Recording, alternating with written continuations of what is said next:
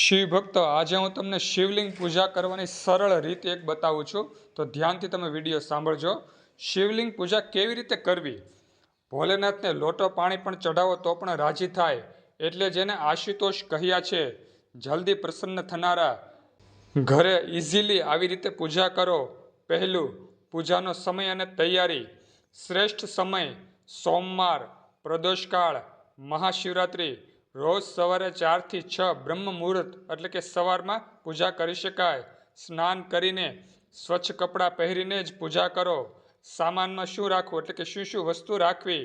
લોટો શુદ્ધ જળ, કાચું દૂધ, દહીં, મધ, ઘી, સાકર, પંચામૃત, બીલીપત્ર, ધતુરો, આકડાના ફૂલ, સફેદ ફૂલ, ચંદન, ભસ્મ અને અબીલ અને ગુલાલ.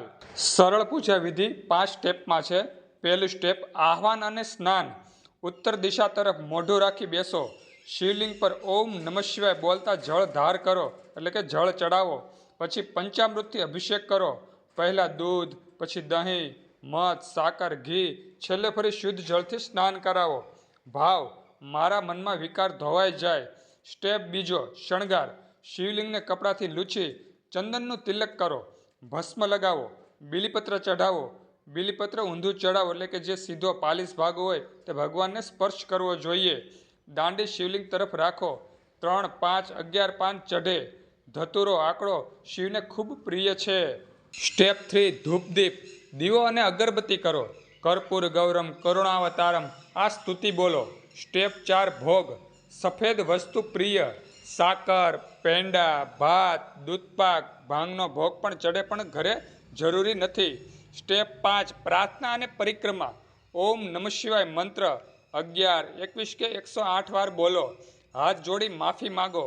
જાણતા અજાણતા ભૂલ થઈ હોય તો માફ કરજો ભોલેનાથ. પરિક્રમા: શિવલિંગને અડધી પરિક્રમા જ કરવી જોઈએ એટલે કે સોમસૂત્ર જળથી નીકળવાની નાળી એટલે કે જે ગૌમુખ હોય છે તેને ઓળંગાય નહીં. ડાપેથી જઈને પાછા વળી જવું જોઈએ. શિવ ભક્તો, ઘરે શિવલિંગ રાખવાના થોડાક નિયમો છે. અંગૂઠા કરતાં નાનું શિવલિંગ ઘરે પૂજાય, મોટું મંદિરમાં જ. નર્મદેશ્વર શિવલિંગ સૌથી શુભ માનવામાં આવે છે.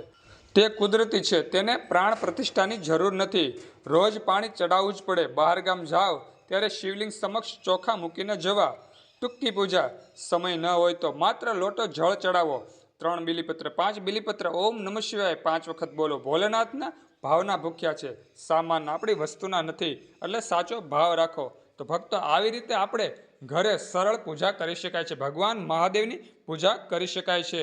સુંદર આ વિડીયો સાંભળવો ગમ્યો હોય તો વિડીયોમાં હર હર મહાદેવ હર લખવાનું ચૂકતા નહીં.